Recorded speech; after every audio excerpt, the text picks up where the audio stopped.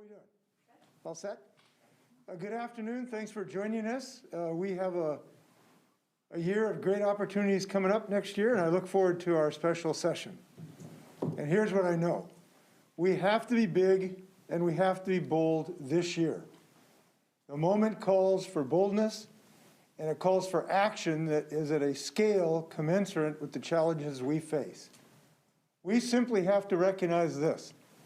Our state is faced with multiple crises, and we have to respond to these this next year. Timidity will not cut it. We need urgent action.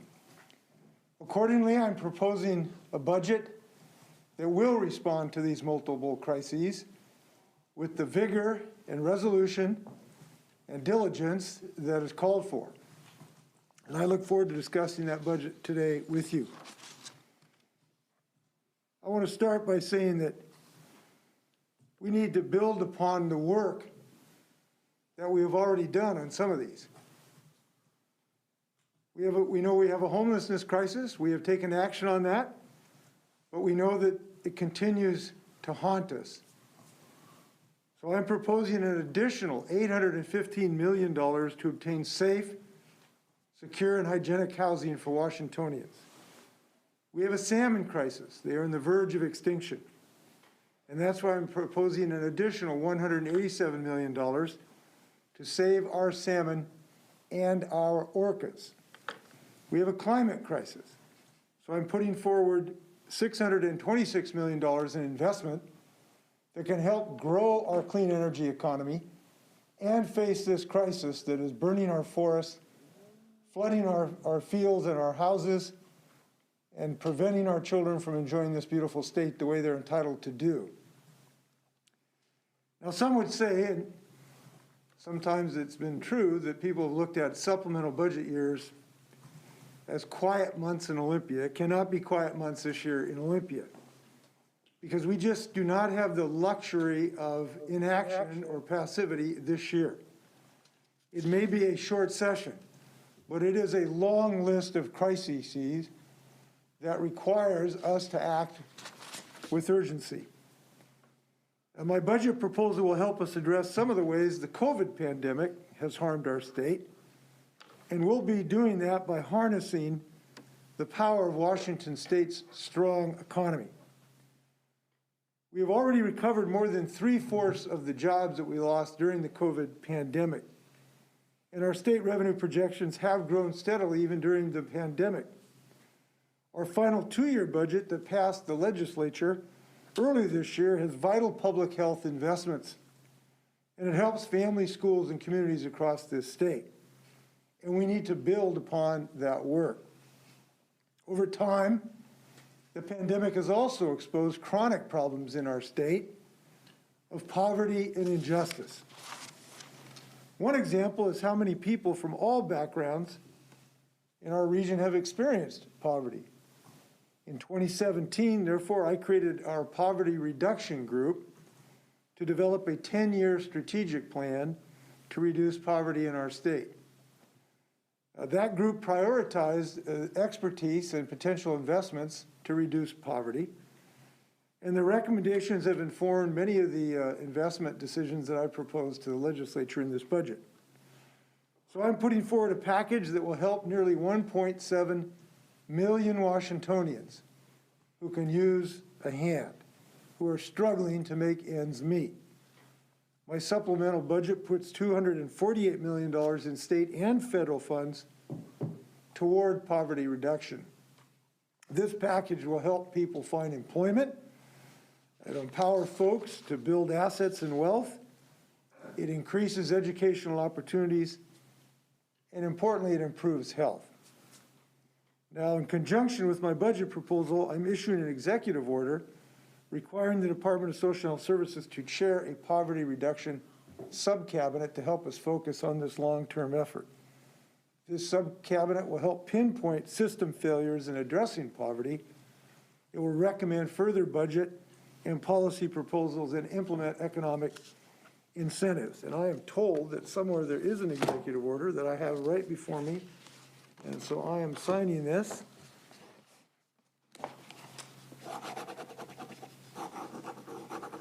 with a flourish, because we can do better in the state of Washington for our citizens.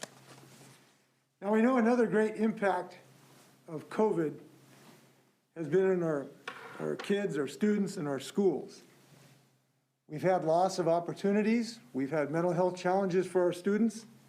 Our educators have been working really hard and doing everything they can to deal with these challenges. On top of that, when fewer students have attended school, which has happened, less state money has been allocated to districts. This is stressing our school districts, and students are struggling in different ways as well. So to help make sure that students and educators have what they need, I propose reinvesting $900 million of these funds to help school districts with their students' needs. About $746 million of that would go to school districts to increase learning opportunities. Under this proposal, local districts will have flexibility of these funds. School leaders and community members can use these funds for creative and innovative ways to help address what the kids have suffered during this COVID pandemic. This is going to help students in the opportunity gap, which has been exacerbated by the pandemic. We're glad that schools are open, but the impact of closures linger. And these funds will help innovative ways to help students recover from that difficult time. Now, here's something else it does that I think is really important. We are asking legislatures to appropriate $184 million toward more social and emotional supports in schools by increasing the number of school counselors, nurses, social workers in elementary, middle, and high schools, and importantly, psychologists to deal with the mental health crises that now has affected so many of our young people. This will be key in helping our children through this mental health crisis or behavioral health issues, both of which have been compounded by this pandemic. We also provide an additional $13 million for safety net support for students with disabilities. Now, particularly hard hit during this period of time have been some of our children who are in our foster care system. Many of our state's youth need help right now because of mental health, and a number of them are in foster care. So for our youth in foster care, we have seen diminished access to behavioral rehabilitation services. And that has limited our placement options as children come out of foster care or are in foster care, particularly for kids who needs cannot be met through what you might think of traditional foster care. We also know the difficult, concerning stories about foster youth in our state whose needs are not being met in traditional settings.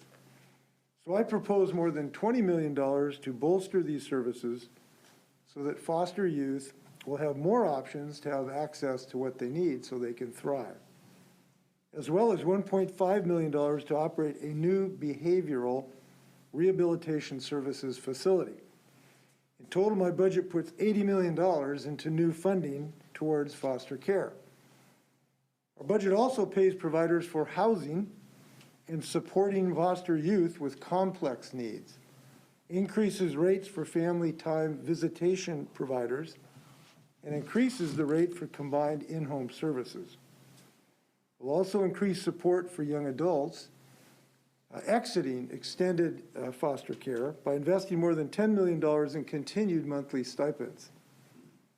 This budget also invests in strategies to identify gaps in services and ways to provide economic stability for young adults as they transition to independence. We also increase grants to community organizations helping youth exiting systems of care, including foster care, juvenile rehabilitation and detention, and inpatient behavioral health facilities by $2 million.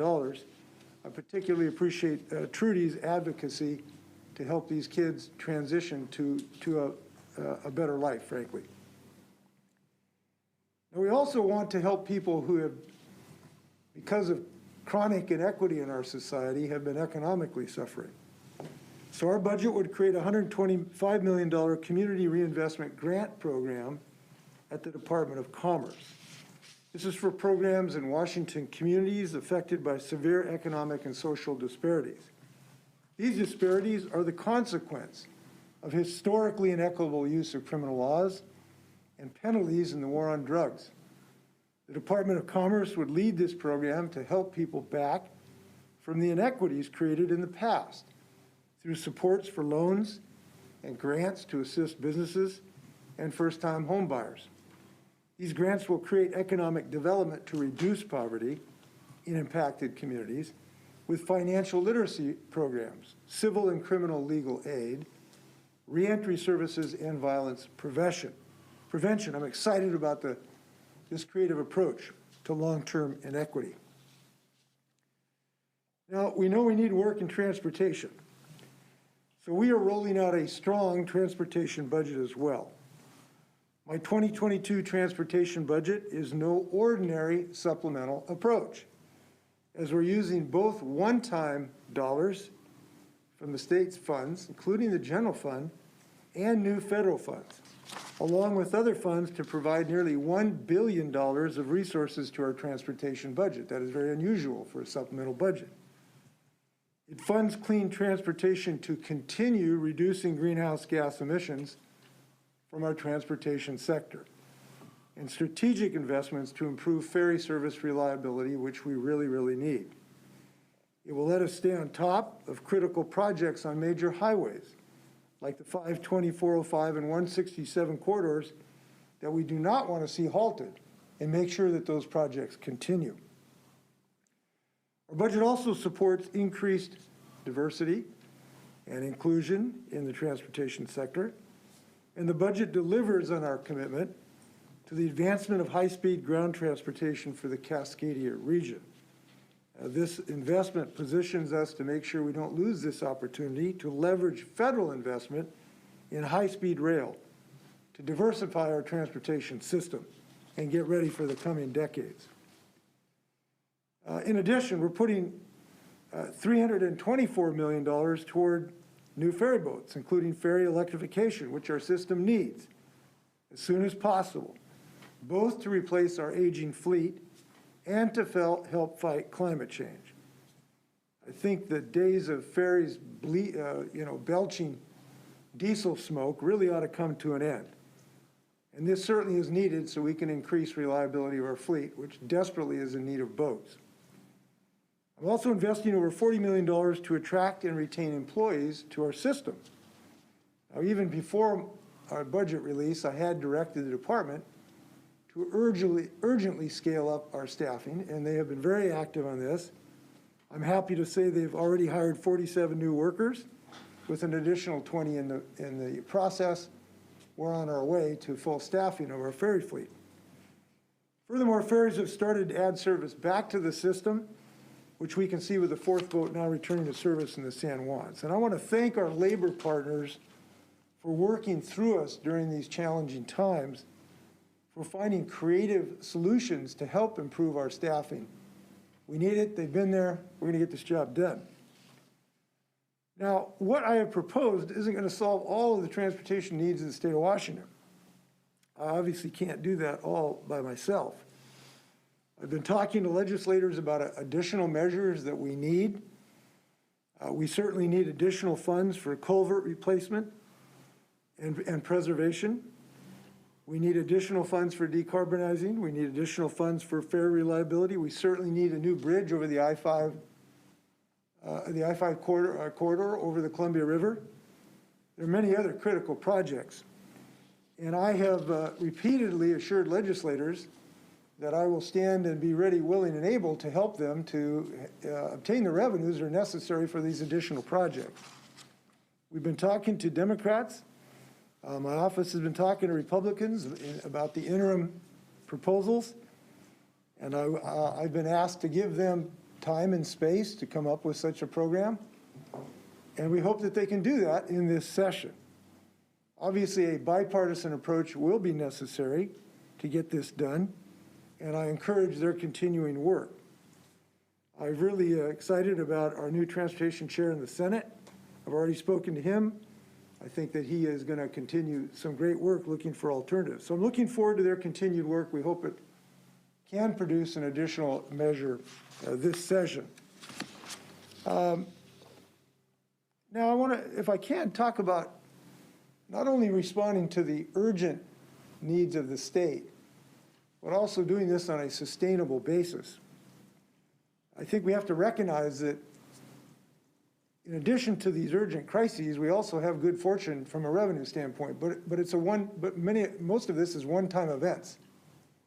So we have to be thinking and realizing this is a one-time situation with the excess revenues that the state has at the moment.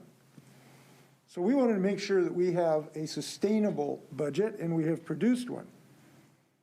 And the way we've done this is I'm proposing to put over $600 million back into the rainy day fund, in addition to the $574 million required by the current year budget. In other words, this is money that will not be spent. It'll go back into the rainy day fund to make sure that we cushion the state against further blows that the state may experience in the years to come. Now, that's more than $1 billion we are responsibly budgeting to build up reserves and not spend it. So over the next 4 years, the state's reserves under my budget will return to pre-pandemic levels. The state's total reserves are projected to be more than $2.5 billion at the end of the current biennium and $2.8 billion at the end of the next biennium. I think this is a responsible thing to do to get us back to a position where we can not have roller coaster budgets because of untoward events. So these are some of our proposals. I know there are hundreds and thousands, but these are the ones that I think respond to the most urgent needs of the state of Washington. And I look forward to working with the legislators on all of them. With that, you may fire when ready. Gridley. So, Governor, I know you said there was a concern about sustainable budgets and this one-time money, but state revenues have been consistently strong over the last few forecasts.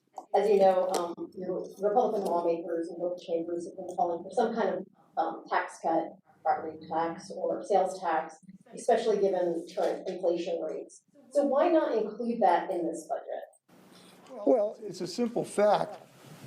The need for expenditures are going to go on, but the revenues are going to go away. And folks who get stars in their eyes and think that this revenues continue to come pouring in is totally unrealistic. We know that we will continue to need dollars for educational funding. We know that we just got our nose above water on McCleary, and to go back and pull the rug out from under the financial system, which allows us to meet McCleary, I think is something we should be concerned about. I think that would be beguiling to think that we can do something that would permanently reduce the ability to service the needs of Washingtonians. We certainly need, the homelessness problem will continue for some period of time. The mental health services needs of the people will continue for some time. Our efforts on climate will need to continue for some time. But this money is going to disappear. So doing something, certainly on a permanent basis, I think we should give a great thought to before we would go in that direction. Now, the other reason, and the most basic reason, why do we need to do this? It's because kids need mental health service. It's because people need housing, and people want a solution to the homelessness crisis across the state of Washington. It's because we need to make investments to deal with climate change. We need to help people prevent forest fires and respond to forest fires. We have these needs. Fundamentally, that's the reason. And so we proposed to do that.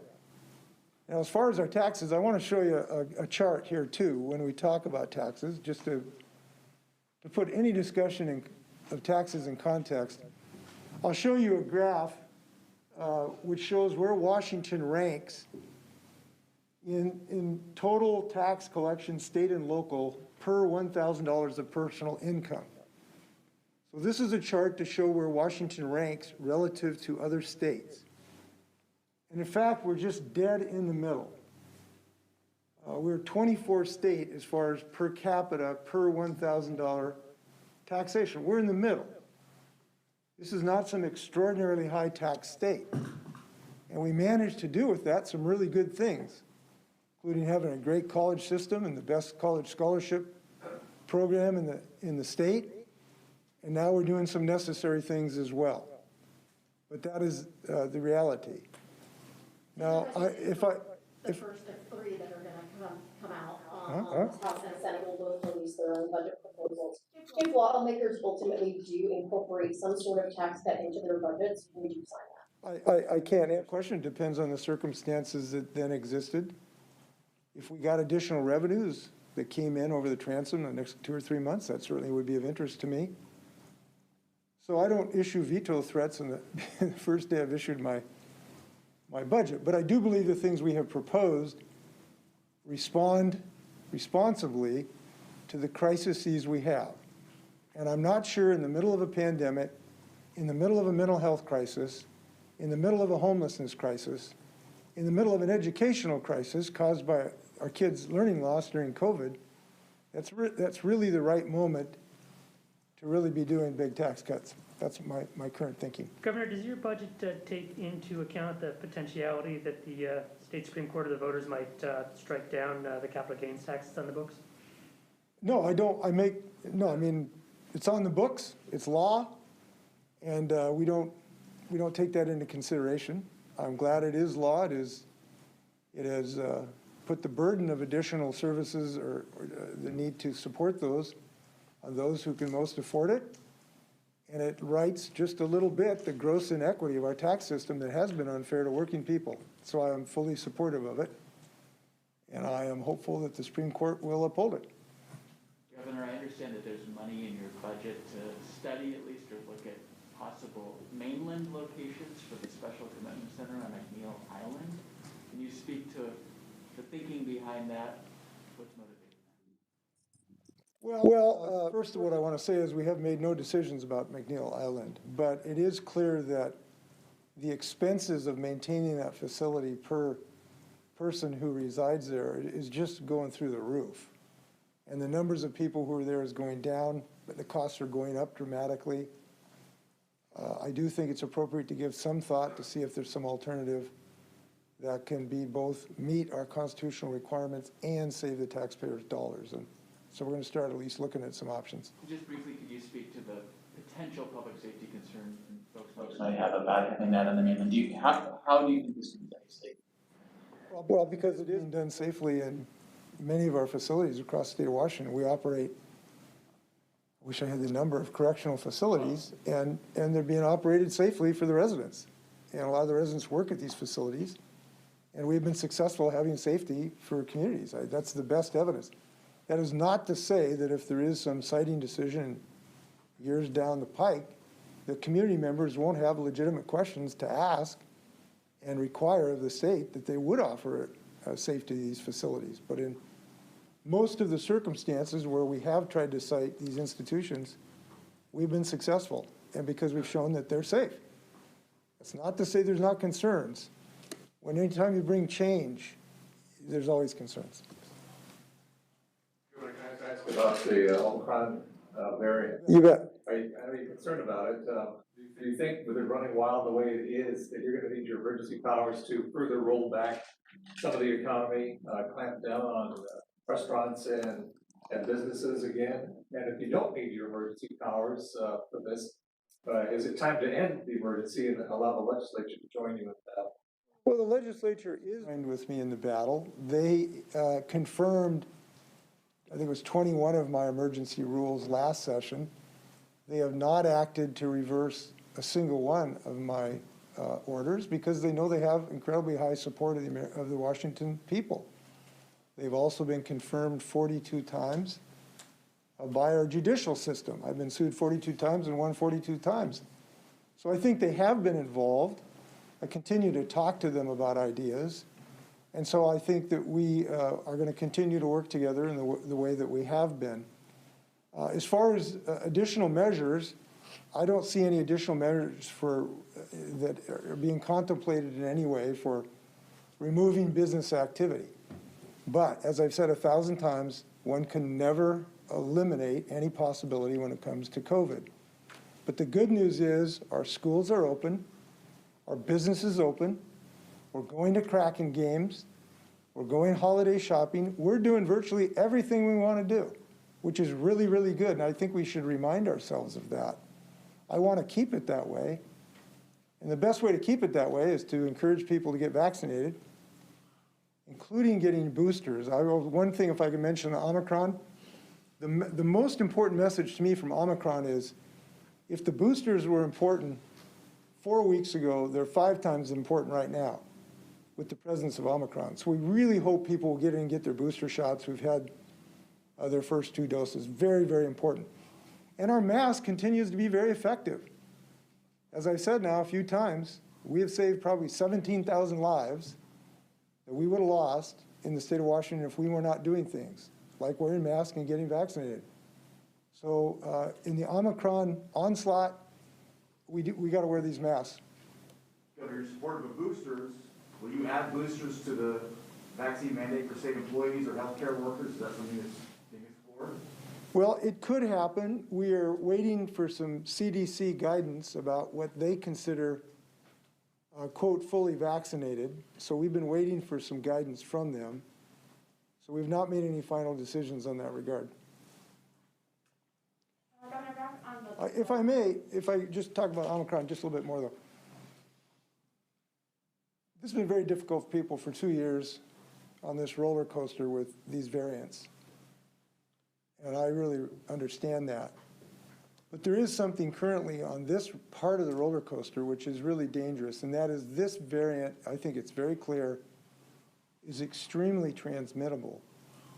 The transmission rates that various countries, and even our state are now experiencing, are unbelievable. This is like a vertical curve. If you look at the graph of how fast this is hitting us, it like doubles every couple days. It is unbelievable. It makes Delta look like a sluggard.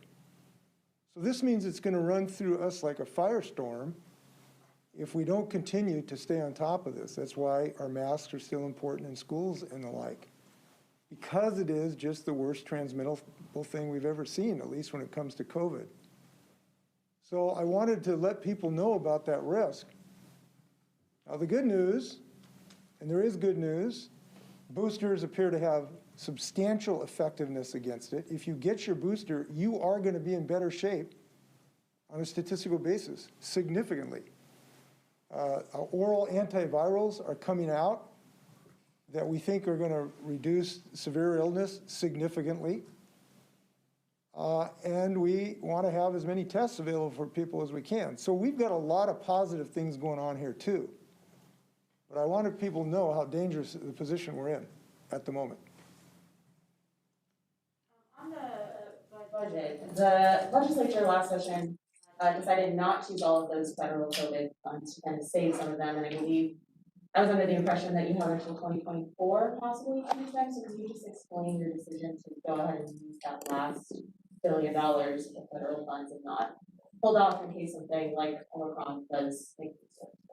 Well, we are in some sense holding off because we're putting $600 million in the rainy day fund and an additional about $1 billion in our cash reserves. So we are holding off not spending all of our dollars on this budget. We're not spending about $1.6 billion at my count in this regard. But as far as the COVID dollars, we think the urgency is significant. We can use it. We know that we can use it very effectively. So we thought it was appropriate to do so. And we are hopeful that a day will come where we become confident that our hospital systems are not going to be overwhelmed, that we can get the infection rates down to whatever variant exists so they don't threaten our hospitals from being overrun. And when that time comes, we can reform, get back to largely normal activities, including not having to wear masks. But to get to that point, we've got some work to do to get there. Can I ask a quick follow-up on Omicron? If you see the case counts do a vertical spike, but you don't see a corollary increase in hospitalizations, I guess, and/or deaths, are you comfortable letting it sort of go its course without taking additional actions? Or would case counts alone, that vertical spike, be enough for you to say, wait a second, To me, the salient criteria is hospital capacity. what I'm trying to articulate is, I don't think the goal at the moment is to eradicate COVID from the planet Earth. We did that with smallpox. I think it's unlikely with COVID, at least in the foreseeable future. Our goal ought to be to get down the transmission rate and get up the oral antivirals and all the other medical systems we have to prevent the hospitals from being overwhelmed. That, I think, should be the criteria. If we can get to that point, it becomes more like a flu situation, where we get a flu shot, and the hospitals are not overwhelmed. We still are losing people due to the flu. And I hope that we can get to that status where we can not have mandates, I hope, and be in a position not to be losing a lot of Washingtonians' lives. So that's what I think the goal ought to be. And this week, the Washington Hospital Association said they've got a lot of people in hospital beds that are ready to discharge. Yes. They mentioned that I think is it New Jersey or New York actually deployed the National Guard in nursing homes to help deal with staffing issues. Is there anything like that being considered to clear those hospital beds out in advance of whatever Omicron occurs? Yes, that's what we're doing. In my budget, we have dollars to increase long-term care facility capacity so we can move people out of hospitals into long-term care. It's an increase in a rate, so long-term care can induce more people to come in. We also have help for training dollars to get more nurses, because we have a nursing shortage. So we have. What about in the short term? I'm sorry? What about in the short term, in the immediate short term? Well, as soon as we get this money out the door, the long-term care people know I'm gonna have a better budget. I can start hiring more people and increasing my capacity. That's But as no fast guard- as we can. No guard deployment for the next. Not at the moment. There's nothing at the moment under consideration. Now, could there be at some point? Yes. Yes, if we get to the place where people are out in the parking lot when they can't breathe, yes, there are some possibilities of that. Other questions? I don't think we have anybody on the phone. Anybody? Going once, going twice? Given the situation, this is a child protective service question, having to do with the search for a little girl down at Oakley. What are your thoughts on that? And do you feel confident CPS has acted appropriately in her case? Well, my thoughts are, obviously, our hearts are just, broken about the concern about this young person. I have not had any chance to review what has gone in this particular case, but I know that the people who work there care deeply about the children that they want to take care of, and I'm sure they're doing everything they can. Okay, thanks very much. Good luck. Happy holidays.